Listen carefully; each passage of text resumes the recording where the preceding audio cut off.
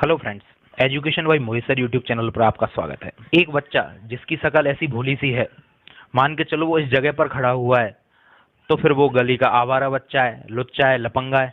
यदि वो यहाँ खड़ा हो जाता है तो भाई थोड़ा सा मन चला है वो, और यदि वो यहाँ खड़ा हो जाता है पढ़ने में होशियार है वो। भाई एक ही बच्चा सब्जेक्ट यदि आर्ट्स ले ले तो आवारा, गली का लुच्चा, लपंगा। कॉमर्स ले लेता है तो थोड़ा सा मन चला, और यदि साइंस ले लेता है तो पढ़ने में बहुत होशियार। भाई बच्चा एक ही है, अलग अलग सब्जेक्ट लेने से अलग अलग विचार बन गए, अलग अलग सोच बदल गई आपकी? नहीं, ऐसा नहीं था। आर्ट ले रहा है तो मतलब हिंदी पढ़ाएगा, इंग्लिश पढ़ाएगा, मास्टर बनेगा। कॉमर्स ले रहा है, अरे भैया ये तो एमबीए करेगा, मैनेजमेंट संभालेगा, अकाउंटेंट्स बनेगा, अरे भैया सीए बनेगा ये तो। और साइंस ले लियो, अरे भैया आप तो कहने ही क्या है, इसरो जाएगा, नासा जाएगा, साइंटिस्ट बनेगा। अब किसी के हाथ आने वाला नहीं है, पढ़ने वाला बच्चा है, होशियार बच्चा है। अरे भाई ये क्या मतलब है? वही बच्चा आर्ट्स ले ले तो गली का आवारा हो गया, लुच्चा लपंगा हो गया, मास्टर बनने वाला हो गया, कुछ करने वाला नहीं है, 10,000 5,000 रुपए कमाने वाला रह गया। वही बच्चा कॉमर्स ले लेता, सीए बनेगा, थोड़ा बहुत घूमने फिरने वाला मन चला हो गया। और वही बच्चा यदि साइंस ले ले तो भैया नासा बनेगा। अरे भैया कई ऐसे बच्चे इन पे नासा की फुल फॉर्म ही नहीं आती, कई ऐसे बच्चे इनको ये नहीं पता इसरो की स्थापना कब हुई, इसरो करता क्या है, साइंस ले लेते हैं, मन चले होते हैं। तो नई शिक्षा नीति अब यही बताने वाली है कि एक ही बच्चा, रूप अलग अलग नहीं, कुछ भी ले, कुछ भी पढ़। तो दोस्तों नई शिक्षा नीति जो आई है वो इसी फर्क को मिटाने के लिए आई है। तो चलो समझते हैं नई शिक्षा नीति क्या है। और एक बच्चा जो 10th पास आउट हो चुका है उसके दिमाग में 50 तरह के विचार चल रहे हैं कि अब वो सब्जेक्ट का चुनाव कैसे करेगा, वो आर्ट्स में जाएगा, कॉमर्स में जाएगा या साइंस में जाएगा, कैसे वो अपनी सब्जेक्ट चुन सकता है। तो आज बात करेंगे अपन नई शिक्षा नीति पर, और किस तरह से बच्चा अपनी सब्जेक्ट का सिलेक्शन कर सकता है, चाहे वो आरबीएससी बोर्ड का हो, चाहे वो सीबीएसई बोर्ड का हो, या फिर किसी भी बोर्ड का हो। सभी के लिए आज अपन बात करने वाले हैं। इस शिक्षा नीति में जो 10+2 वाला प्रोग्राम अभी तक चलता था आपका, कि आप 10वीं पढ़ो फिर उसके बाद सब्जेक्ट चुनो और फिर 12वीं तक आप पढ़ाई करो, तो उसको बदलकर 5+3+3+4 का नया सिस्टम अप्लाई कर दिया गया है। अब लोगों के यही समझ में नहीं आ रहा है कि ये 5+3+3+4 का नया फंडा क्या है। तो आज अपन इसी को सीखने वाले हैं कि ये 5+3+3+4 का सिस्टम है क्या है। और इसमें जो पैटर्न था साइंस कॉमर्स आर्ट, इसको भी अब खत्म कर दिया गया है। तो क्या नया स्ट्रीम सिस्टम होगा, कैसे अपन सब्जेक्ट को चूज कर सकते हैं, इसके बारे में अपन बात करते हैं। 10+2 का मतलब क्या है? मतलब हम पहली क्लास में एडमिशन लेते हैं और 12वीं तक पढ़ते हैं। मतलब गवर्नमेंट क्लास 1 से लेकर क्लास 12 तक हमारे ऊपर निगरानी रखती है। और फिर हम 12वीं क्लास करने के बाद किसी यूनिवर्सिटी के अंदर हमें डाल देती है, और उसके बाद हमें कहती है कि भाई अब तू यहाँ से ग्रेजुएशन कर ले, उसके बाद पीजी कर लेना, और फिर उसके बाद अपनी गवर्नमेंट जॉब की तैयारी में लग जा। लेकिन अब गवर्नमेंट कहती है कि नहीं भैया, अब हम 12 साल नहीं, अब हम तुम्हारे ऊपर 15 साल निगरानी रखेंगे। 15 साल कैसे? भाई 5+3+3+4 ऐड कर लो आप, 15 ईयर होते हैं। तो इसका मतलब क्या है कि अच्छा 12वीं बाद 3 साल और गवर्नमेंट के अधीन अपन को पढ़ना पड़ेगा, ग्रेजुएशन भी गवर्नमेंट के अधीन अपन को करनी पड़ेगी ना। गवर्नमेंट शुरू के 3 साल से ही आपको पढ़ाएगी। अभी हम क्या करते हैं कि हम जब 6 साल के हो जाते हैं, जब हम फर्स्ट क्लास में एडमिशन लेते हैं, और लगातार 12 साल तक हम किसी बोर्ड के अधीन पढ़ते हैं, जैसे राजस्थान बोर्ड हो गया, यूपी बोर्ड हो गया, महाराष्ट्र बोर्ड हो गया, सीबीएसई बोर्ड हो गया, तो इनके अधीन अपन पढ़ते हैं। लेकिन अब गवर्नमेंट 12 साल ना पढ़ाकर आपको 15 साल पढ़ाएगी अपने अधीन। मतलब क्या है भाई, कि क्या 12वीं के बाद और 3 साल हम किसी बोर्ड के अधीन रहेंगे? नहीं, ऐसा नहीं है। गवर्नमेंट 6 साल की बजाय आपको 3 साल से स्टार्ट करेगी पढ़ाना। मतलब आप जब एडमिशन लोगे तो आप 3 साल की उम्र से एंट्री पाओगे, और उसके बाद वही 12th तक ही आप पढ़ोगे। तो फिर पैटर्न क्या होगा? याद है आपको वो जमाना जब आप अपनी क्लास में पढ़ा करते थे? हम जब अब पहली क्लास में पढ़ते थे, हम छोटे से थे, जब हमें घर वाले पकड़ के खींच खींच के घर से ले जाते थे, हम स्कूल से भागते थे और मास्टर हमें पकड़ लिया करते थे। तो ऐसा क्यों होता था? तो कमेटी ने इसी बात पर विचार किया कि बच्चा स्कूल से भाग क्यों रहा है। तो थोड़ा सा बचपन की ओर चलते हैं, चलो थोड़ा सा आपको बचपन याद दिलाते हैं। हमें बचपन में जब हम बहुत छोटे से होते हैं तो आदत क्या होती है, हम कंचे खेलते रहते हैं। आ रही है याद? गिल्ली डंडा खेलते रहते हैं, टायर चलाते हैं, रंगोली बनाते हैं, समुद्र खेलते हैं हम। ठीक है, और ठक बैठक, छिपन छिपाई, बहुत सारे गेम होते हैं जो हम बचपन में खेलते थे। चोर हुआ, बजीर हुआ, ये बहुत सारे गेम होते थे। भाग दौड़ वाला गेम, चूहा बिल्ली वाला गेम। तो ये बहुत सारे गेम होते थे जिनको बच्चा स्कूल में नहीं खेल सकता था, लेकिन वो घर पर खेल सकता था। गली मोहल्ले के बहुत सारे बच्चे इकट्ठे हो जाते और आपस में खेलते, तो उस समय तो उनको घर की याद नहीं आती, चाहे सुबह से शाम हो जाए, पेट में जब चूहे कूदते, जब बच्चा घर की तरफ भागता। सुबह का बच्चा घर से निकल रहा है क्रिकेट खेलने के लिए, शाम हो जाती है, पर उस समय घर की याद नहीं आती है। पर स्कूल 1 मिनट जा रहा है और वहां से तुरंत भाग के आ रहा है कि नहीं भैया स्कूल नहीं जाएंगे, मास्टर पीटेगा। पर अब उसी चीज को बदला गया है। अब कहा गया है कि अच्छा बच्चा इसलिए स्कूल नहीं जाता कि उसके अंदर डर है, और बच्चा जब डरेगा तो क्यों स्कूल जाएगा भाई? क्यों ना बच्चे को स्कूल में ही बुलाकर उसे तरह तरह के गेम खिलाए जाएं। और जब बच्चा स्कूल में गेम खेलेगा तो स्कूल से भागेगा क्यों? थोड़ा सा सोच के देखो, यदि आपसे कहा जाए कि भाई आज स्कूल में आपकी पढ़ाई नहीं होगी, आज स्कूल में आपके कोई सांस्कृतिक प्रोग्राम हो रहा है, डांस का प्रोग्राम है और आप भी डांस करोगे, और तो भाई आपका जो 7 बजे का टाइम होता है ना स्कूल आने का, उसकी जगह आप 6 बजे स्कूल आ जाओगे। अरे शाम से ही लग पड़ोगे, अरे कल तो स्कूल में पढ़ाई वढ़ाई नहीं होगी, मौज मस्ती का वो है, चलो भैया स्कूल। शाम से ही प्लानिंग चालू हो जाएगी, कौन से कलर के कपड़े पहनने, क्या पहनना है, और बिना बैग फैग से मुक्ति आराम से। तो आपके अंदर जब जज्बा आ जाता है तो बच्चे के अंदर भी ऐसे ही वो सोच हो जाती है कि अरे स्कूल में पढ़ना तो है ही नहीं है भैया, गेम खेलने जाना है। तो जो छोटे बच्चे होते हैं उनको स्कूल से जोड़ने के लिए क्या गेमों पर ज्यादा ध्यान दिया गया, कैसे भी करके इनको ज्यादा से ज्यादा गेम खिलाओ, और गेम ऐसे खिलाओ जिससे बच्चा स्कूल में रुक सके। इसके लिए क्या है, टीचरों को विशेष ट्रेनिंग भी दी जाती है जिससे वो बच्चों को रोक सकें। चलो तो अब बात करते हैं अपन 5+3+3+4 के पैटर्न की, और इसको समझते हैं और समझते हैं कि आफ्टर 10th बच्चा कैसे सब्जेक्ट का चुनाव करेगा, क्या वो 10th बाद करेगा या 10th से पहले ही सब्जेक्टों का चुनाव हो जाएगा, और स्ट्रीम सिस्टम कैसे खत्म हो रहा है। तो सबसे पहली अपन की बात आती है 5, यानी कि पहला स्टेज जो है ना इसमें वो 5 साल का है। अब ये 5 साल का सिस्टम कैसे, देखो 5 साल के सिस्टम में बच्चा जब 3 साल का हो जाएगा जब स्कूल में एंट्री करेगा, और इस सिस्टम को बोला जाएगा फाउंडेशन लेवल। तो पहला सिस्टम है फाउंडेशन लेवल जो कि 5 साल का बनाया गया है। अब इस 5 साल के सिस्टम में क्या अप्लाई किया गया है, इसमें कोई एग्जाम नहीं होगी भाई, मौज कर दो, तो स्कूल में आ और स्कूल में जैसे तेरा मन करे वैसे रह, जैसा तेरा मन करे आ स्कूल में। याद है तुम्हारे वो बचपन के दिन जब अपन जो पेंसिल होती थी उसे ब्लेड से छीलते थे, शॉर्पनर का तो जमाना ही नहीं था, और उनको दूध के अंदर डाल देते कि भाई ये तो रबड़ बन जाएगी। कॉपियों के अंदर पंख रख लिया करते थे, चिड़िया की, तोता की, अलग अलग पक्षियों की अपन पंख रख लिया करते थे कि विद्या आएगी भाई। बाद में पता चला ये तो सब अंधविश्वास है। तो बच्चों को क्या उन्हीं चीजों से जोड़ा जा रहा है कि वो स्कूल से अपना व्यवहार जोड़ें, स्कूल से मिल जाएं बच्चे। तो इसके लिए क्या किया गया, जो ये 5 साल वाला पैटर्न है, इस 5 साल वाले पैटर्न को 2 भागों में बांट दिया गया। कौन कौन से 2 भाग, एक तो 3 साल यानी प्ले, और 2 साल यानी फर्स्ट और सेकंड। मतलब जब फाउंडेशन लेवल में बच्चा एडमिशन लेगा तो इस फाउंडेशन लेवल में बच्चे को क्या होगा यहाँ पर कि 3 साल तो भाई मौज मस्ती कर, गेम खेल, जो तेरे मन में आए वो कर, रंग बिरंगे कपड़े पहन के आ, जैसा आए वैसा आ, और खूब जो मस्ती करनी है वो कर। हम तेरे को आगे से गेम खिलाएंगे, खाने को और देंगे तेरे को यदि गवर्नमेंट स्कूल में पढ़ेगा तो मौज मस्ती के दिन 3 साल। अब मौज मस्ती होगी तो बच्चा स्कूल जाएगा आराम से। अब उसके बाद 3 साल तक तो बच्चा मौज मस्ती कर लिया, और इसी मौज मस्ती के बीच में जो आपकी चौथी और पांचवी साल होगी उसकी, यानी कि 3 साल की एज में एंट्री कर रहा है, चौथी पांचवी और छठवीं साल है, वहां तक वो गेम खेलेगा। और 7 और 8th ईयर का जब वो हो जाएगा तो उसे पता भी नहीं चलेगा क्योंकि एग्जाम तो होगी नहीं, और उसकी फर्स्ट क्लास और सेकंड क्लास पास भी हो जाएगी। तो बच्चा यहाँ क्या है, पहली और दूसरी क्लास पढ़ लिया, और ये 5 साल का जो फाउंडेशन लेवल है इसका पूरा हो जाता है। चलो तो ये 5 ईयर वाला जो फंडा है वो तो आपके क्लियर हुआ कि इसको 2 भागों में क्लासीफाई कर दिया गया।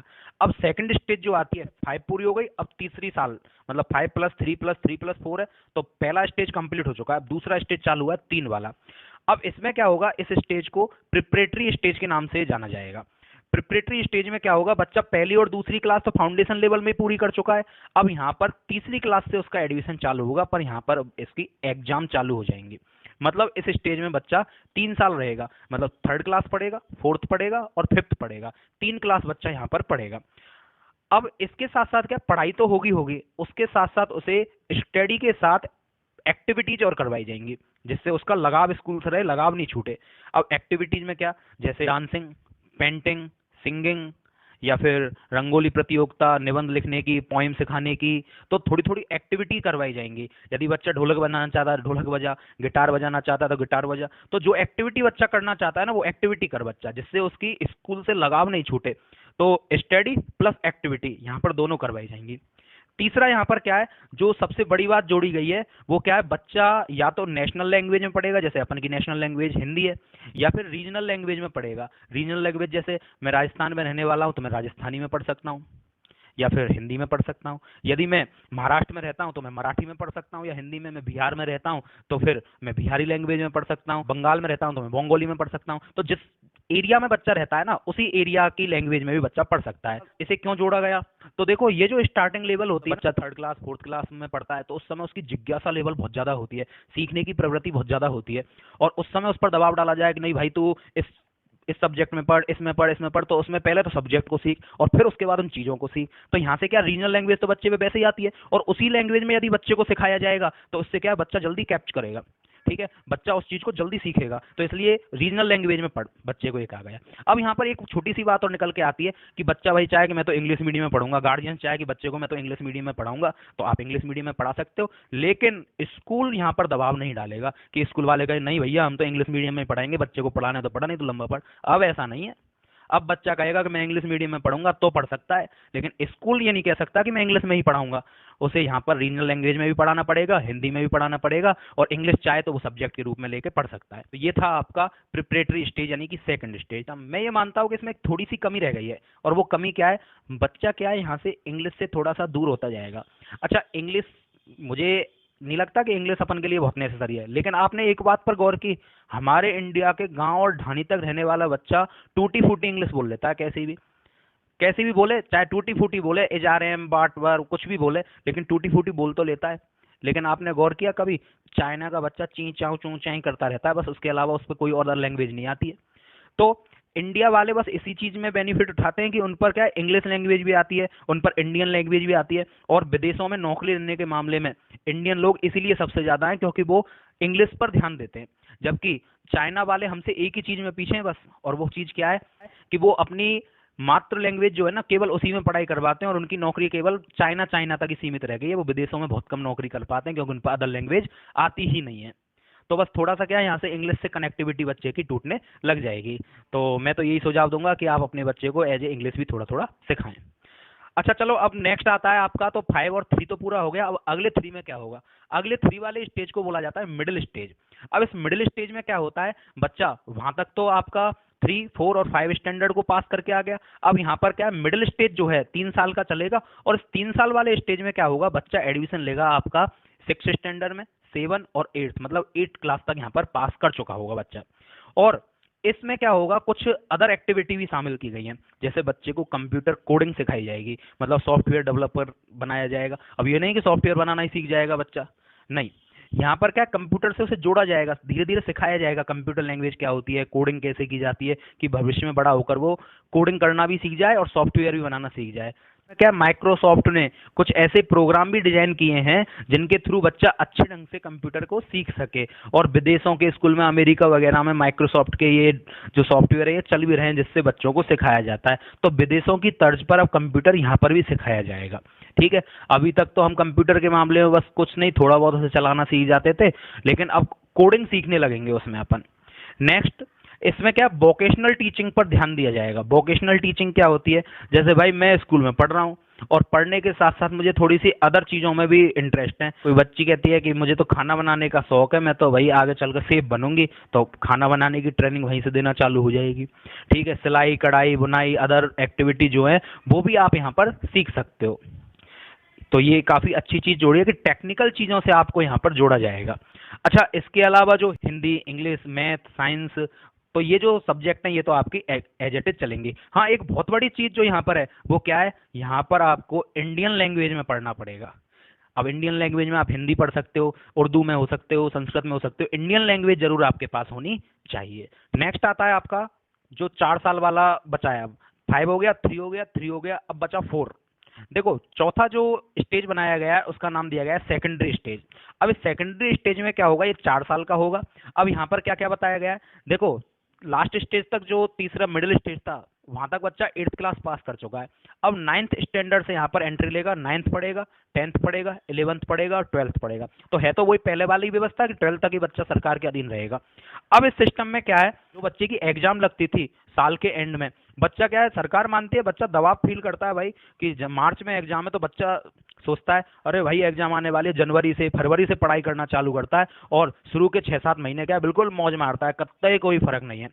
तो अब सरकार ने क्या इसमें बदलाव कर दिया, सेमेस्टर वाइज आपके एग्जाम लगा करेंगी, मतलब कि हर 6 महीने के अंतराल में आपकी एग्जाम ली जाएंगी सेमेस्टर वाइज। जो हाफ ईयरली वाला पैटर्न है ना, अब वो फुल ईयरली होने वाला है, मतलब आपके कोर्स को डिवाइड करके आपकी एग्जाम सिस्टम ली जाएगी सेमेस्टर वाइज, जैसे जो ग्रेजुएशन लेवल पर होता है बड़े बड़े कॉलेजों में, तो उस पैटर्न से आपकी एग्जाम होगी। दूसरा, जिसके बारे में आप बहुत देर से इंतजार कर रहे थे, पूरी वीडियो को देख रहे थे कि सब्जेक्ट का चुनाव कैसे होगा।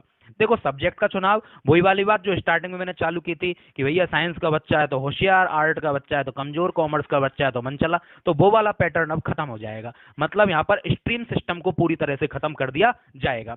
और इस सिस्टम में क्या किया जाएगा कि मेरा मन कर रहा है भाई मुझे तो बायोलॉजी अच्छी लगती है, जीव जंतुओं के बारे में पढ़ने में बड़ा मजा आता है मुझे, तो मैं बायोलॉजी लूंगा।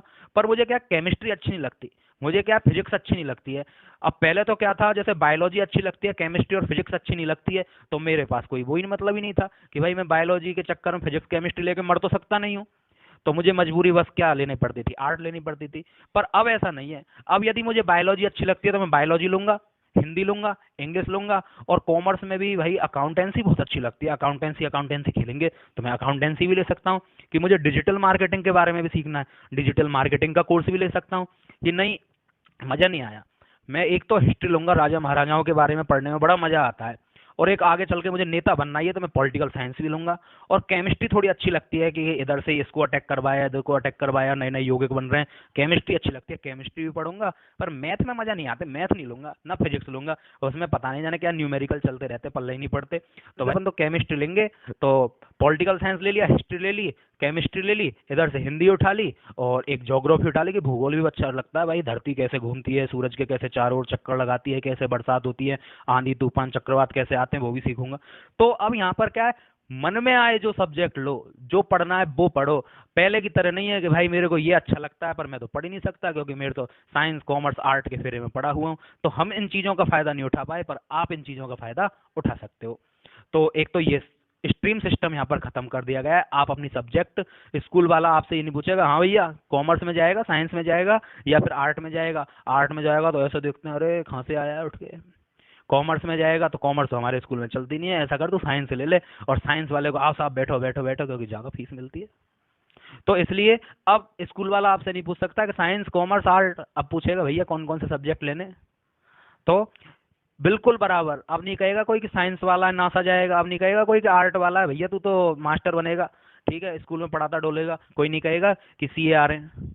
तो ये सिस्टम अब खत्म है, अब अपनी सब्जेक्ट आप अपने हिसाब से चुन सकते हो। अच्छा इसमें एक और बदलाव क्या किया गया है, यहाँ पर आपको फॉरेन लैंग्वेज भी सीखनी होगी। फॉरेन लैंग्वेज मतलब विदेशी भाषा भी सीखनी होगी कि अमेरिका की भाषा कौन सी है, आपको जर्मन लैंग्वेज पढ़नी है तो आप पढ़ सकते हो। हाँ पर आप चाइनीज लैंग्वेज नहीं पढ़ सकते भाई, चाइना से हमारा विवाद चल रहा है तो चाइनीज लैंग्वेज को इसमें शामिल नहीं किया गया है। पर मैं ये मानता हूँ चाइनीज लैंग्वेज को इसमें शामिल करना चाहिए था। क्यों? क्योंकि चाइना बहुत डेवलप हो रहा है इस समय, बहुत डेवलपमेंट हो रहा है उस वहाँ पर। तो हम चाइनीज लैंग्वेज को सीखकर वहाँ की नीतियों को समझ पाते, वहाँ की उस बात को परख पाते कि वो ऐसा कैसा कर रहे हैं। तो हो सकता है चाइना के साथ विवाद के कारण उसको शामिल नहीं किया जा रहा है इसमें, हो सकता है विवाद आगे खत्म हो जाए तो हो सकता है चाइनीज लैंग्वेज को भी बाद में इसमें शामिल कर लिया जाए। अच्छा एक चीज और, यहाँ पर क्रिटिकल थिंकिंग पर भी ध्यान दिया गया है। अभी क्रिटिकल थिंकिंग क्या है, तो देखो जैसे अभी तक आपने पढ़ा कि प्रथम विश्व युद्ध कब हुआ, 1914 से 1918 तक हुआ। तो अब ये नहीं सिखाया जाएगा कब से कब तक हुआ, अब ये सिखाया जाएगा प्रथम विश्व युद्ध के कारण क्या थे, क्यों हुआ वो, और यदि नहीं होता तो आज क्या होता, उसके परिणाम क्या होते। यदि प्रथम विश्व युद्ध नहीं हुआ होता तो आज पूरा वर्ल्ड कैसा होता, इसके बारे में मतलब सोच विकसित की जाएगी। अब ये सिखाया जाएगा रटंत विद्या को खत्म करके कि ऐसा क्यों हुआ, और यदि ये नहीं होता तो इसके परिणाम क्या होते, यदि मैं ये बन जाऊं तो मुझे क्या करना होगा। मतलब सोच को डेवलप किया जाएगा कि आगे हम क्या क्या पॉसिबिलिटी खोज सकें। तो इसमें क्या है, थिंकिंग को बदला जाएगा, आपका क्रिटिकल थिंकिंग यही है आपकी। तो ये है आपकी 5+3+3+4 वाली एजुकेशन। यदि आपको वीडियो पसंद आई हो तो आप इसे लाइक करना, शेयर करना, और यदि चैनल पर नए आए हो तो सब्सक्राइब जरूर करना। और जाते जाते एक बात और, यदि आप चाहते हो कि ग्रेजुएशन लेवल कैसे चेंज होने वाली है, आगे चलकर जो 12th के बाद का सिस्टम रहेगा वो कैसा रहेगा, ग्रेजुएशन लेवल पर क्या होगा, यदि आप चाहते हो कि उस पर भी वीडियो बनाई जाए, उससे भी आपको अवगत कराया जाए, तो आप कमेंट बॉक्स में जरूर बताना, मैं इस पर भी आपको वीडियो बनाकर जरूर डालूंगा। आज के लिए इतना ही, जय हिंद।